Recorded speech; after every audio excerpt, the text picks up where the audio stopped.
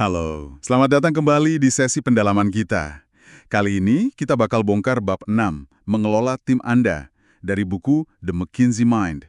Fokus kita hari ini yaitu, gimana sih McKinsey, firma konsultan itu, bangun dan kelola tim mereka.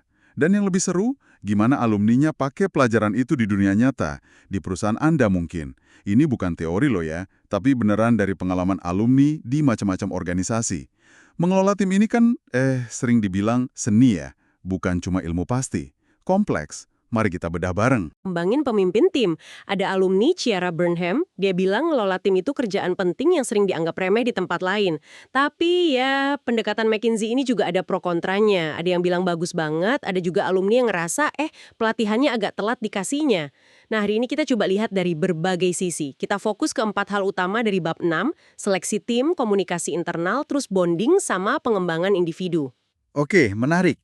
Kita mulai dari dasarnya dulu ya, seleksi tim. Kan katanya tim hebat dimulai dari orang yang tepat. Gimana McKinsey milih orangnya? Ada resep rahasia gitu? Ya, kalau di The McKinsey Way itu dibilangnya nyari komposisi yang tepat. Jadi bukan cuma ngumpulin orang pinter aja, tapi nyiimbangin antara otak encer, pengalaman relevan, sama skill interpersonal. Harus pas sama kebutuhan proyeknya. Terus mereka juga percaya pentingnya chemistry team. Harus kerasa langsung cocoknya gitu. Proses rekrutmennya, wah terkenal ketat banget. Selektif abis. Nyarinya talenta terbaik dari kampus top, tapi juga dari disiplin ilmu lain, dari industri. Seleksinya intensif, pakai studi kasus segala. Buat nguji analisis, cara komunikasi, cocok nggak sama budayanya, rekam jejak akademik, potensi mimpin, itu semua dilihat. Kedengarannya sistematis banget ya. Tapi, gimana terapinya di luar McKinsey? Di organisasi Anda misalnya? Kayaknya nggak semua perusahaan bisa seselektif itu kan? Pelajarannya apa nih buat kita? Itu poin bagus. Memang nggak bisa ditiru plek. Tapi ada pelajaran penting yang diadaptasi alumni. Pertama, ini mungkin agak aneh buat sebagian. Prioritaskan potensi. Jangan cuma lihat pengalaman yang udah ada. McKinsey itu sering lebih milih kandidat yang cerdas, cepat belajar, walau pengalamannya kurang di industri itu. Kecuali buat peran spesialis ya. Contohnya Jim Bennett, waktu di Key Corp, dia pasang target kinerja tinggi banget dari awal. Ini kan mendorong nyari orang yang potensinya gede buat capai target itu. Evan Grossman di Hook Media juga pakai wawancara kasus ala McKinsey. Bukan buat rekrut konsultan, tapi buat nilai cara pikir logis kandidat di perusahaannya. Mereka nemuin kalau bertaruh sama kecerdasan dan adaptasi, itu sering buka pintu buat talenta hebat yang mungkin kelewat kalau cuma nyaring pengalaman kerja. Menarik. Jadi fokusnya ke kapasitas masa depan ya, bukan cuma CV. Tapi, apa nggak berisiko tuh kalau potensinya nggak keluar secepat yang diharapkan? Resiko pasti ada, selalu ada. Tapi alumni merasa resiko stagnasi kalau cuma rekrut orang yang gitu-gitu aja, itu seringkali lebih besar loh dalam jangka panjang. Nah, ini nyambung ke pelajaran kedua. Hargai keragaman pengalaman secara aktif. Dan ini bukan cuma demografi ya, tapi beneran nyari orang dengan latar belakang beda.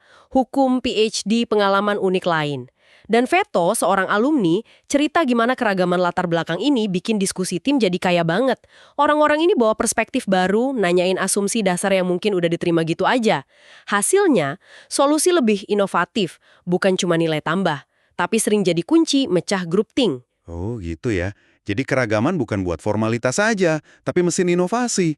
Oke, ada lagi soal seleksi ini? Yang ketiga, ini penting, terapkan struktur dan konsistensi di proses rekrutmen. Bill Ross, dia bandingin pengalamannya di GE sama McKinsey. Dia bilang proses rekrutmen McKinsey yang lebih terstruktur, itu hasilnya lebih konsisten, bagusnya. Bukan berarti birokrasi kaku ya, tapi pastiin ada kriteria jelas, cara evaluasi konsisten, terus ada beberapa penilai biar nggak bias. Proses yang bagus bantu kita nilai apa yang beneran penting. Oke, jadi kalau buat Anda intinya, tentukan kebutuhan tim Anda, jangan takut lihat potensi selain pengalaman, cari keragaman latar belakang, dan bangun proses rekrutmen yang terstruktur. Nah, tim udah kebentuk nih. Tantangan berikutnya, gimana bikin mereka kerja bareng efektif? Komunikasikan kuncinya. Gimana McKinsey jaga biar info lancar? Prinsip dasarnya di McKinsey itu informasi itu kayak aset, nilainya nambah kalau dibagi. Mereka nggak mau ada anggota tim yang ngerasa nggak tahu apa-apa. Caranya macam-macam. Mulai dari biasain pesen dan rapat singkat tapi fokus, terus ada istilah learning by walking around. Ini tuh pimpinan atau manajer keliling ngobrol santai sama anggota tim di meja mereka. Bukan nunggu rapat formal. Tujuannya biar nangkep isu, ide, atau sekedar denyut nadi tim yang mungkin nggak keluar pas formal. Learning by walking around. Menarik. Lebih personal ya kedengarannya. Tapi gimana alumni nerapin ini di tempat kerja mereka yang mungkin beda? Lebih hierarkis atau malah banyak kerja remote? Pelajaran yang paling sering diulang itu ya pengingat klasik. Kita punya 2 kuping, 1 mulut. Pakai sesuai porsinya. Kemampuan dengerin aktif itu penting banget. Dean Dorman kasih contoh ekstrim nih. Jadi presiden baru di Silver Oak Partners, 6 minggu pertama dia keliling wawancara 40 orang kunci. Buat apa? Buat beneran paham situasi sebelum ambil keputusan. Alan Baraski di PricewaterhouseCoopers juga bilang, seringkali dengerin itu jauh lebih berharga daripada ngomong. Dengerin sebagai alat diagnosis ya? Masuk akal banget. Selain dengerin, gimana cara kita nyampein pesan? Kan sering masalahnya di situ. Nah, bener banget. Ini pelajaran kedua. Bukan cuma apa yang diomongin, tapi gimana cara nyampeinnya. Salah paham bisa fatal. McKinsey ada pelatihan kayak Interpersonal Skills Workshop atau ISW, ini buat ningkatin kesadaran diri dan fleksibilitas interaksi. Mereka juga pakai alat kayak Myers-Briggs Type Indicator atau MBTI, bukan buat nge-labelin orang ya, tapi bantu tim pahami gaya komunikasi masing-masing, biar bisa saling nyesuaiin.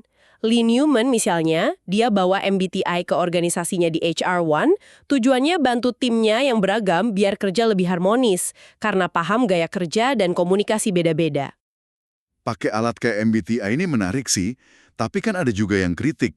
Katanya terlalu menyederhanakan kepribadian.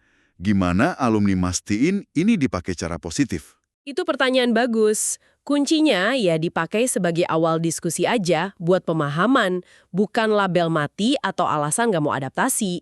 Tujuannya biar sadar ada perbedaan, bukan malah membatasi. Pelajaran ketiga soal komunikasi. Cenderung lebih baik sedikit over-communicate daripada under-communicate. Tentu harus bijak ya, banjirin email nggak relevan juga nggak bagus. Tapi alumni McKinsey belajar, biaya kesalahan karena kurang info itu sering jauh lebih mahal daripada gangguan karena info agak kebanyakan. Larry Ruffles, contohnya, dia bawa etos respons 24 jam dari McKinsey ke perusahaannya, Pulse Medical Instruments, biar nggak ada isu penting yang gantung kelamaan. Oke, jadi pesannya buat Anda, latih terus dengerin aktif, coba pahami gaya komunikasi beda-beda di tim, MBTI mungkin bisa dicoba, asal bijak. Dan kalau ragu, mending bagi info relevan lebih banyak. Sip, tim udah oke, komunikasi udah diatur. Tapi kerja terus kan capek ya. Gimana sama semangat tim? Bab 6 bahas bonding. Ini cuma soal makan-makan aja gitu. McKinsey lihatnya lebih dari itu. Prinsipnya itu ukur suhu tim. Jadi, aktif pantau moral, semangat, tingkat stres tim. Caranya ya lewat komunikasi terbuka soal progres, tantangan proyek, hargai kontribusi semua orang, bukan cuma bintangnya aja. Terus dorong anggota tim saling kenal sebagai pribadi, bukan cuma rekan kerja. Mereka percaya aktivitas bonding yang bagus, walau sederhana, bisa ngaruh besar ke kekompakan, kepercayaan, dan akhirnya kinerja tim. Apalagi kalau lagi di bawah tekanan. Bisa bayangin sih, di banyak perusahaan, bonding dianggap kalau sempat aja, bukan prioritas. Apalagi kalau budget mepet atau waktu nggak ada. Gimana alumni nerapinnya secara realistis? Ya, implementasinya memang harus disesuaiin. Pelajaran pertama, luangkan waktu berkualitas bareng di luar kerjaan. Tapi jangan kebanyakan juga. Kualitas lebih penting dari kuantitas. Dan veto di Conseco, contohnya, rutin adain acara santai kayak barbecue atau nonton bareng sama timnya. Kurt Lieberman di Reynolds & Reynolds lebih terstruktur. Dia bikin offsite yang gabungin kerja sama rekreasi. Tapi ada catatan penting juga dari alumni. Di McKinsey sendiri, kadang ekspektasi ikut acara sosial di luar jam kerja itu bisa bikin burnout. Jadi kuncinya ya rencanain bonding secara strategis. Sesuaikan sama budaya dan kapasitas tim. Jangan cuma nambah beban. Jadi bonding yang efektif itu direncanain dan seimbang ya, bukan asal banyak acara.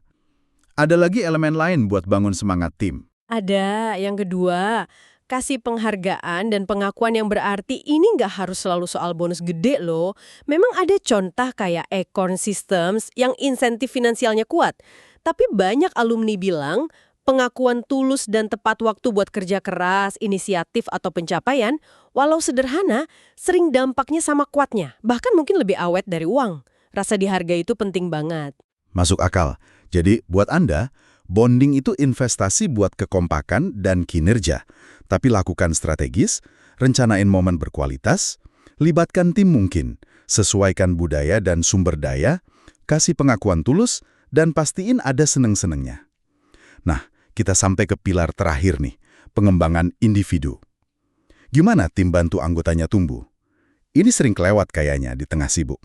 Kalau di McKinsey, pengembangan individu itu bukan program sampingan, udah jadi bagian dari DNA budaya mereka. Pelatihan intensif formal-informal jalan terus, ada sistemnya. Terus, gimana alumni bawa sesi pengembangan ini ke tempat baru mereka, yang mungkin nggak punya budaya atau sumber daya kayak McKinsey? Ada 2 pelajaran utama yang mereka terapin. Pertama, tetapkan ekspektasi kinerja yang tinggi, bahkan mungkin yang rasanya ambisius. Ini bukan buat nekan ya, tapi dorong organisasi dan individu keluar dari zona nyaman, capai potensi penuh. Jim Bennett di KeyCorp lagi nih contohnya. Dia pasang target potong biaya $100 juta. Target gila ini maksa timnya mikir kreatif, cari solusi inovatif yang mungkin nggak keluar kalau targetnya biasa aja. Menantang batas ya. Terus, gimana biar orang nggak patah dan malah berkembang? Evaluasi dan feedbacknya gimana? Nah, ini krusial. Pelajaran kedua, lakukan evaluasi secara teratur, jujur, dan seimbang. Ngasih feedback, apalagi yang kritis, emang sensitif. McKinsey punya mekanisme formal biar ini jadi rutin. Ada peran Development Group Leader, DGL. Ini kayak mentor karir formal, biasanya partner. Tugasnya khusus pantau perkembangan jangka panjang konsultan. Beda dari manajer proyek harian. Ada formulir evaluasi standar tiap selesai proyek, ada 360-degree feedback, kumpulin masukan anonim dari atasan, rekan, bawahan. Beberapa tim bahkan lakuin tim evaluation performance reviews buat nilai kinerja mereka sebagai tim. Alumni kayak Ron O'Henley di Mellon dan Barbara Gus di Digitas, mereka menekankan pentingnya bangun budaya feedback terbuka. Struktur kayak DGL atau evaluasi tim itu bantu banget. Struktur formal ini kayaknya kunci ya, biar feedback nggak asal atau subjektif. Terus isi feedbacknya gimana? Kan sering kita fokus ke kurangnya aja. Ini poin penting banget. Keseimbangan antara feedback positif sama yang konstruktif itu vital.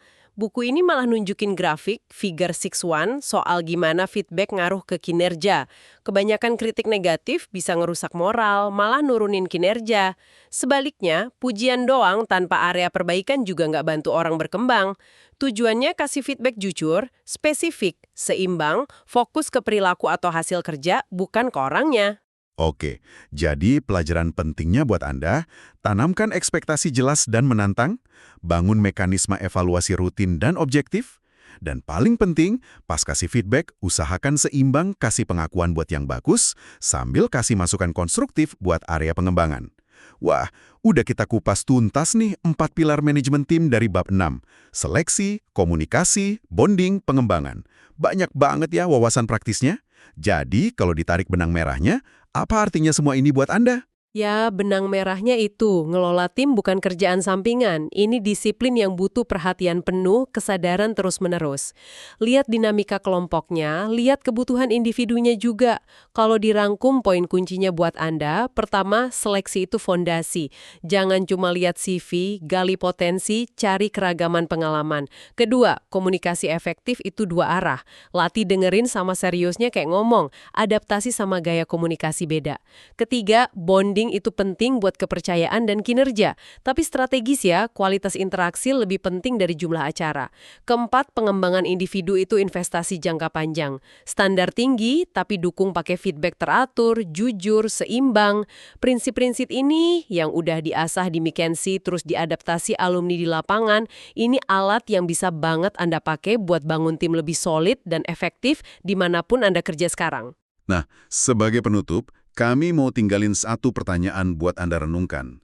Coba pikirin tim Anda sekarang, entah yang Anda pimpin atau tim tempat Anda jadi anggota. Dari 4 pilar tadi, seleksi, komunikasi, bonding, atau pengembangan, mana yang kira-kira paling butuh perhatian saat ini? Dan langkah nyata pertama apa, sekecil apapun, yang bisa Anda ambil minggu ini buat mulai perkuat area itu, sambil tetap jaga keseimbangan antara kebutuhan tim dan kebutuhan individu di dalamnya. Terima kasih banyak sudah menyimak pendalaman kita kali ini. Semoga ada manfaatnya ya. Sampai jumpa lagi.